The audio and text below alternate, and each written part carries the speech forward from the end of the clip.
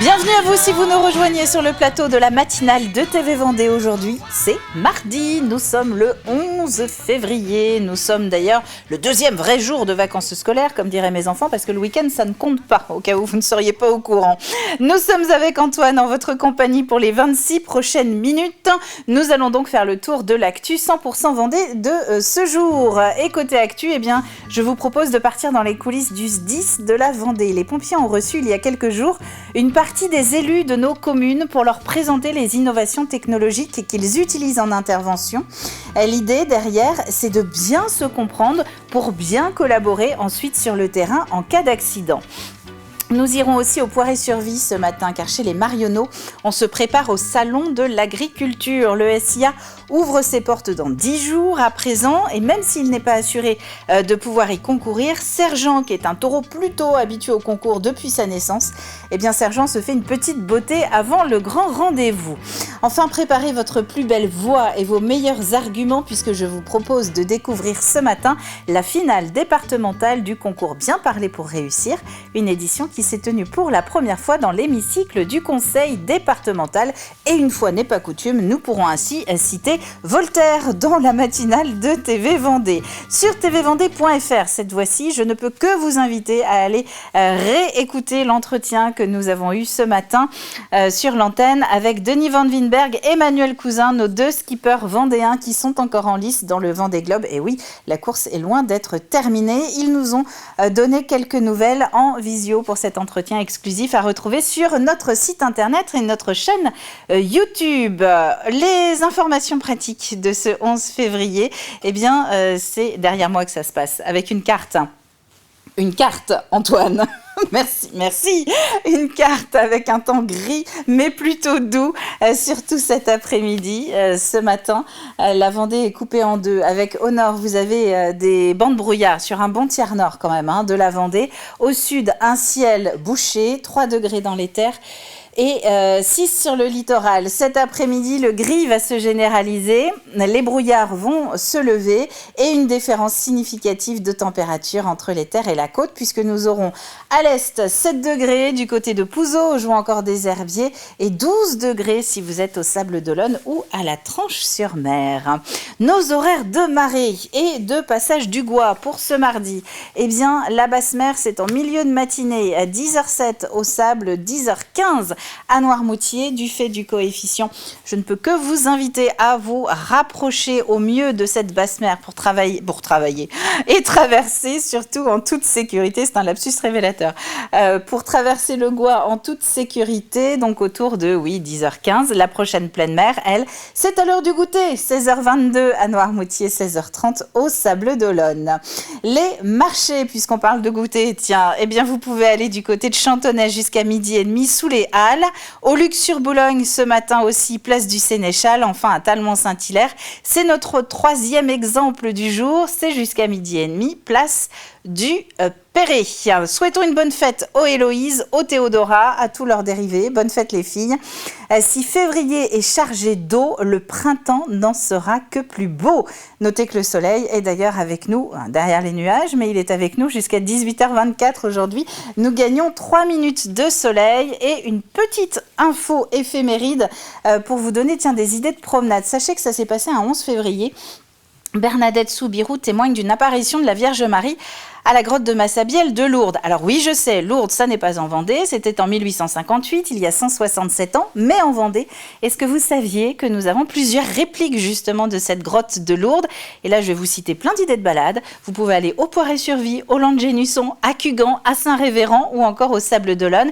Dans ces communes, vous trouverez donc des répliques de la grotte de Lourdes de tailles différentes, évidemment. On passe au journal.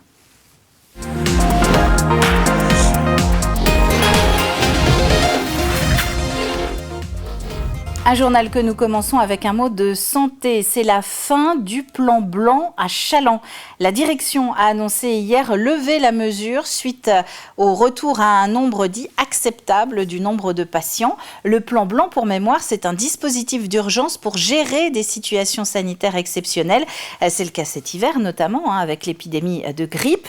Au centre hospitalier Loire-Vendée-Océan, il y a donc un peu moins d'entrées ces derniers jours. L'établissement reste cependant en vigilance dite hôpital sous tension et recommande le 116-117, voire le 15 en cas d'urgence. Une cinquantaine d'élus vendéens se sont retrouvés au SDIS la semaine dernière, majoritairement adjoints ou maires de leur commune. Ils étaient invités par les pompiers pour découvrir les dernières innovations en matière de secours. L'occasion pour le SDIS de la Vendée de montrer les coopérations qui sont possibles et même nécessaires sur le terrain entre tous les services en cas d'accident. Grégoire de Châtillon. Les drones au service de la population, utilisés par des pompiers formés, ce sont pour les maires et leur équipe de nouveaux moyens de reconnaissance et d'aide à la décision. On va savoir en cas d'incendie sur des feux d'espace naturels par exemple de où réellement pouvoir aller éteindre rapidement les points dangereux, les points sensibles et donc de diminuer notre consommation d'eau puisqu'on sera beaucoup plus efficace avec la vision du dessus par l'imagerie thermique. Le fait de savoir qu'ils peuvent avoir une vision sans bouger d'un poste de commandement ou sans bouger de leur mairie directement puisqu'on peut faire leur envoi d'image directement, ça sera une plus-value pour eux. Ici par exemple, avec une démonstration de largage de bouée, le drone peut sauver de la noyade un peu plus loin, dans d'autres ateliers. Il y a encore moins d'un an, c'était sur papier. Le service départemental d'incendie et de secours de la Vendée explique comment il fonctionne grâce au numérique face aux secours d'urgence. Où il ne doit pas agir et quelle tactique je mets en place pour extraire ma ou mes victimes. Moi, j'ai découvert l'atelier sur les tablettes où l'interaction directe avec les urgences du CHD, mais pas que, sont totalement fluides et interactives. Bien évidemment, à travers cette journée, c'est l'occasion de les rencontrer et de leur montrer les évolutions, nos évolutions technologiques, l'évolution numérique que nous suivons, nous également, et qui impacte l'organisation des secours. L'organisation des secours avec de nouveaux fonctionnements. Être à la page quand on est maire, c'est toujours mieux afin de ne pas se laisser surprendre. C'est primordial, bien évidemment, oui. Le maire est directeur des opérations de secours. Il a un commandant des opérations de secours qui, lui, est pompier. Donc il y a une nécessité de proximité impérative. Sur le terrain opérationnel, le SDIS est en lien quotidien avec les mairies. Pour les représentants de ces communes venus passer la matinée sur place, à l'état-major des pompiers de Vendée, cela ne peut être que positif pour mieux comprendre leur fonctionnement. À Fontenay-le-Comte, 70 exposants se sont retrouvés au dernier salon de l'emploi et de la formation. C'était vendredi dernier, un moment important pour tous les habitants du Sud Vendée qui cherchent un emploi dans le bassin fontenaisien. Et le début aussi pour les employeurs du recrutement de leurs saisonniers pour l'été 2025. Les offres, qu'elles soient dans le secteur touristique ou agricole, commencent à sortir. On a la chance d'avoir un territoire comme le Sud Vendée où il y a quand même pléthore d'emplois saisonniers, donc notamment dans l'agriculture pour tout ce qui est cueillette, récolte, essimage des maïs, cueillette des melons, maraîchage, et également on a la côte littorale avec tout ce qui est hôtellerie, restauration, qui nous apporte un nombre important d'emplois saisonniers. Dans l'agriculture, c'est plus de 1000 emplois saisonniers. Dans l'hôtellerie-restauration, ils sont aussi très nombreux. On est à des centaines de postes également. L'AFT, un centre de formation au métier du transport et de la logistique, en a profité pour distinguer 2 entreprises qui étaient justement présentes sur ce salon de Fontenay. 2 entreprises qu'ils considèrent comme ambassadrices de leur secteur, le groupe d'ambulance et taxi ATSV ainsi que Sauvétour.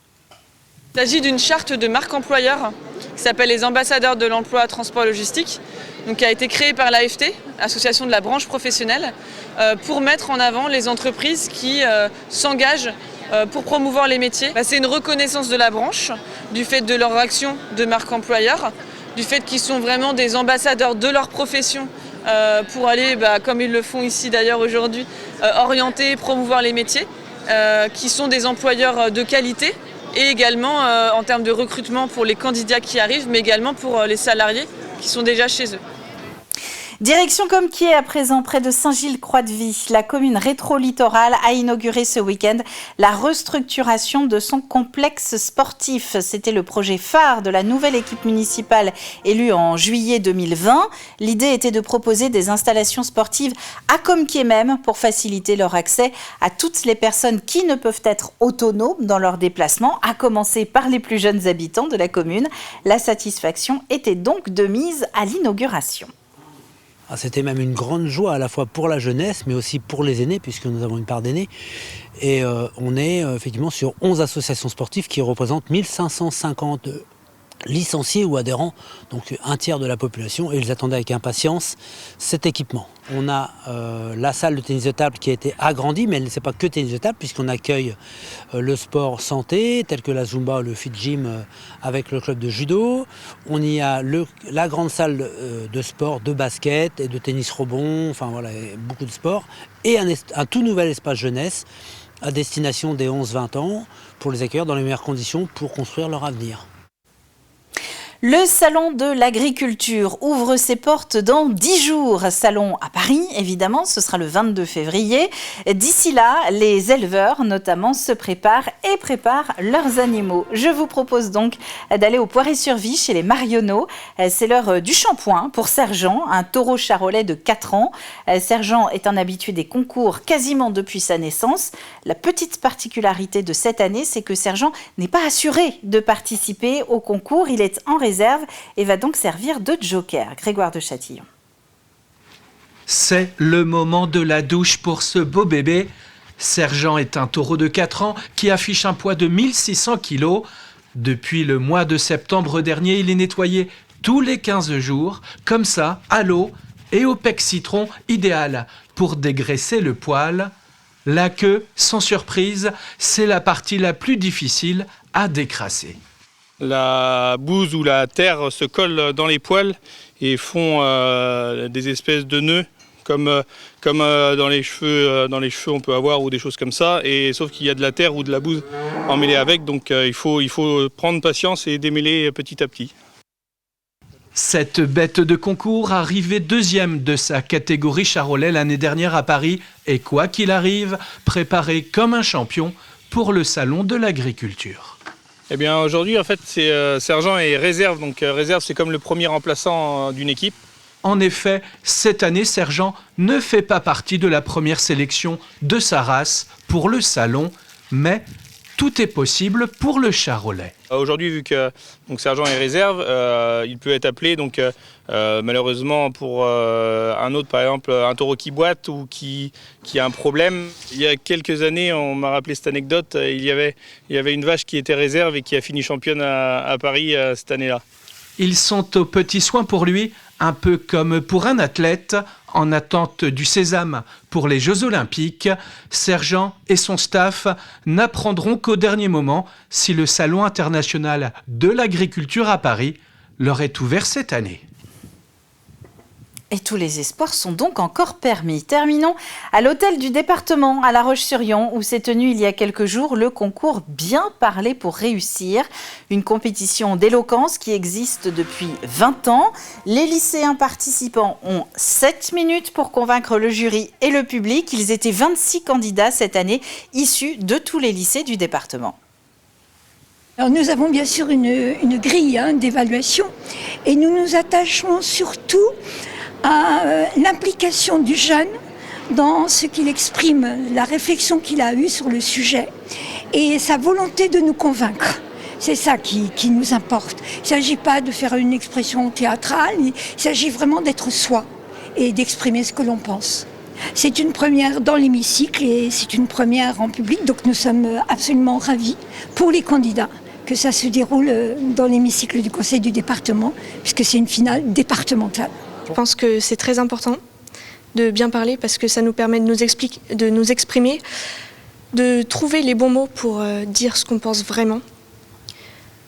Et je pense que le langage passe d'abord par la parole et c'est pour ça que je suis là aujourd'hui. Les gestes, les intentions peuvent compter, mais on discute d'abord à travers la parole. Toutes les intentions passent derrière.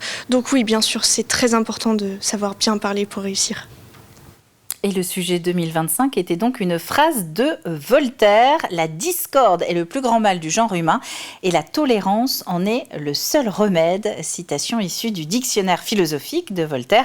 Vous avez 2 heures pour réfléchir dessus. La météo des prochaines heures, du brouillard sur un bon tiers nord de la Vendée pour ce matin.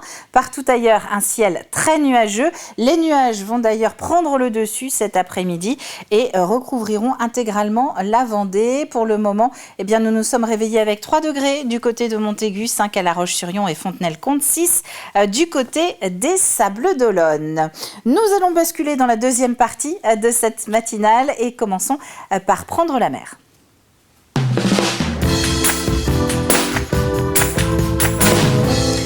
C'est un programme que nous avons lancé le 11 novembre dernier. 55 numéros plus tard, il est temps pour Aurélien Huard de refermer en ce mardi matin le journal du Vendée Globe de TV Vendée avec une toute dernière édition. Alors pour la dernière fois, que s'est-il passé au cours des 24 dernières heures de course en solitaire autour du monde et sans escale ? La réponse c'est maintenant et c'est en 4 minutes. L'Association vendéenne des constructeurs de maisons vous présente le journal du Vendée Globe.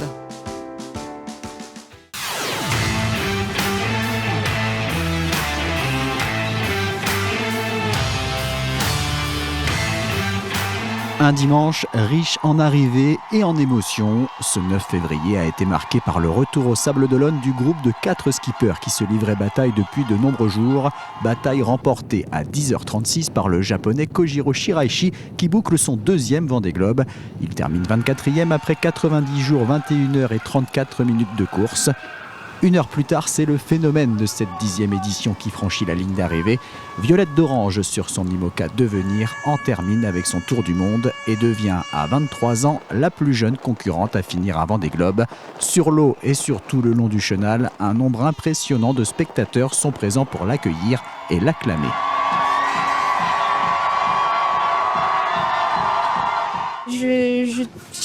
J'ai énormément d'émotions, je sais pas où je suis, j'ai l'impression d'être en dehors de mon corps. Enfin, je suis tellement heureuse d'avoir réussi ce tour du monde. Je suis allée au bout de mon rêve, je suis allée au bout de cette aventure et je sais pas, c'est incroyable. 1h30 après Violette d'Orange, c'est au tour de Louis Duc sur Groupe Fives Lantana Environnement de connaître la joie de l'arrivée et de la remontée du chenal. Enfin, à 12h37, Sébastien Marcet, skipper de l'IMOCA Foussier, en termine avec son premier Vendée Globe. Confronté ces dernières semaines à d'importants problèmes techniques, il peut laisser exprimer sa joie, son soulagement et sa fierté. La prochaine arrivée devrait être celle d'un concurrent hors classement, Éric Bellion. Il est attendu au Sables d'Olonne dans la nuit de mardi à mercredi. Il devrait être suivi par Antoine Cornic, 28e. Le skipper d'Ouman Immobilier est en approche du Cap Finistère. Je sais pas si on voit la première mouette, enfin ce qu'il en ressemble. Bon, le soleil se lève, l'arc-en-ciel, et on est passé bâbord. Et voilà, direction le golfe de Gascogne. J'ai un sentiment un peu partagé, l'envie de retrouver la terre et l'envie de rester en mer encore un peu. Au sud-ouest des Açores, le chinois Jin Kung-chu et le suisse Oliver Heer tentent de s'extirper d'un anticyclone. Tandis que plus à l'ouest et sous gréement de fortune, Arnaud Boissière devrait arriver en Martinique mercredi ou jeudi. Enfin, le groupe des 3 derniers, composé de Manuel Cousin, Fabrice Amédéo et Denis Van Winberg, est en train de faire son retour dans l'hémisphère nord, dans un poteau noir placé très au sud. En fait, j'ai un poteau noir comme jamais, comme rarement, en tout cas j'en ai eu. Pourtant, je crois que ça doit être mon 15e poteau noir, toi, donc j'en commence à en avoir quelques-uns à mon actif. Et là, franchement, il n'y a vraiment pas d'air. Là, je ne sais pas si vous entendez, mais il pleut, mais il pleut des cordes. Et en fait, le vent est très erratique, ça vient du sud, du nord. Au pointage de 15h ce lundi, Antoine Cornic se trouvait à 737 000 de l'arrivée, qu'il pourrait atteindre jeudi. Jin Kung-chu et Oliver Heer sont attendus au Sables d'Olonne dimanche. Manuel Cousin, Fabrice Amédéo et Denis Van Winberg ont encore 2 grosses semaines de navigation devant eux. Il s'agissait du dernier journal du Vendée Globe, mais on n'oublie pas pour autant les concurrents encore en mer, dont vous pourrez suivre les arrivées sur TV Vendée. Allez, j'embrasse ta mère pour vous, ciao.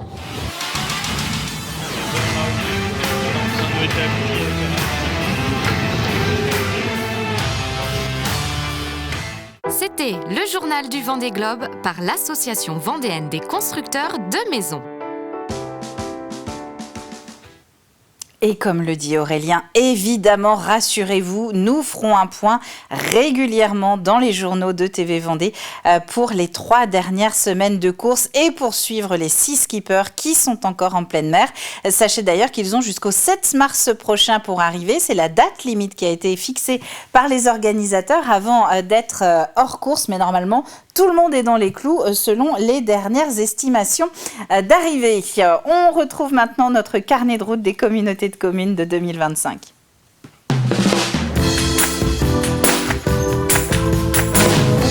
Et je vous propose une petite devinette pour savoir où nous partons aujourd'hui dans ce carnet de route. C'est un territoire qui est traversé par la vie, qui est connu pour ses entreprises agroalimentaires ou encore pour son printemps du livre. Vachement facile quand même.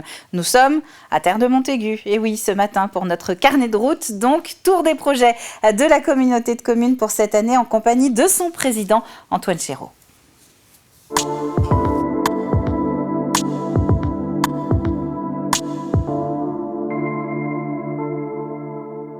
Nous sommes ici au théâtre de Thaly, au cœur de l'agglomération Terre de Montaigu, théâtre de Thaly qui va fêter cette année ses 15 ans.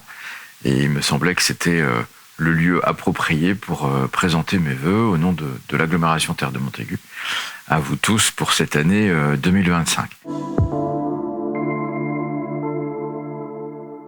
Une année 2025 évidemment qui arrive dans un contexte extrêmement compliqué, parfois anxiogène, et dans laquelle le territoire Terre de Montaigu, l'ensemble de ses communes, l'agglomération, a décidé de continuer dans un optimisme certain, mais en responsabilité. Nous allons continuer d'investir dans nos zones industrielles, continuer de travailler sur des projets, y compris innovants, puisque c'est l'année où va se déployer la commercialisation d'un tout nouveau quartier autour de la gare de Montaigu, que nous avons appelé les Quais Saint-Hilaire, qui accueillera un certain nombre de projets, hôtellerie par exemple, mais aussi bureaux, de façon à permettre d'assurer le développement économique tout en bénéficiant des outils de mobilité, la gare, le vélo, notamment au cours de cette année. Alors ça veut dire aussi faire en sorte de garder la stabilité et la qualité des services publics qui sont proposés, tant par les communes que par Terre de Montaigu, avec des projets qui sont en cours dans le domaine de la jeunesse en particulier, avec le démarrage de la construction, la reconstruction, la réhabilitation de la salle de sport de Rechervière, par exemple, qui accueille beaucoup de collèges, mais aussi un renforcement des parcours pédagogiques, notamment un accompagnement autour de la musique, avec en notre cœur le conservatoire de Terre de Montaigu, mais aussi les écoles de musique et les collèges, pour continuer de faire découvrir ce que c'est que la culture à nos jeunes et leur donner aussi des engagements et un état d'esprit positif. On a trop de familles qui aujourd'hui n'ont pas de médecin traitant.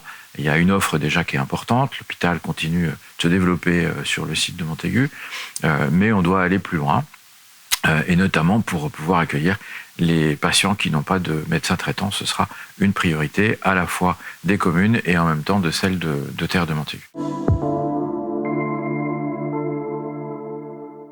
Les habitants parfois sont perdus dans les différentes couches de collectivités. Et donc nous allons cette année lancer une expérimentation qui va être une grande nouveauté, qui est que la communauté et ses équipes vont être aussi au service des communes dans les mairies, de façon à ce qu'un habitant, où qu'il habite sur le territoire, puisse avoir l'ensemble des réponses qu'il attend, y compris quand elles sont de la responsabilité de votre réponse. Et donc nous nous organisons pour que tout le monde, dans chacune des mairies de Terre de Montaigu, puisse avoir la totalité d'un service de qualité.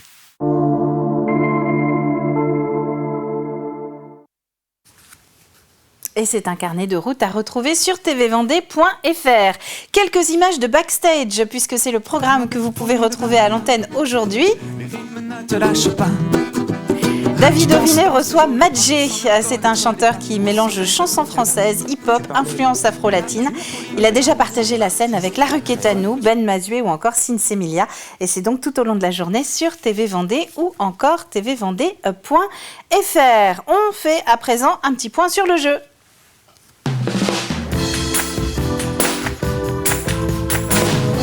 Et après, on s'en va, on se retrouve demain. La question, quel défi lance précisément le musée du Manche-Caillou à Mortagne-sur-Sèvre à l'occasion de ses 10 ans? Vous avez jusqu'à vendredi midi pour m'envoyer votre réponse sur tvvendée.fr. L'indice du jour, Bobert en a marre d'être seul. Qui est Bobert? C'est lui. Alors, non, pas le monsieur. C'est c'est la mascotte en fait du musée.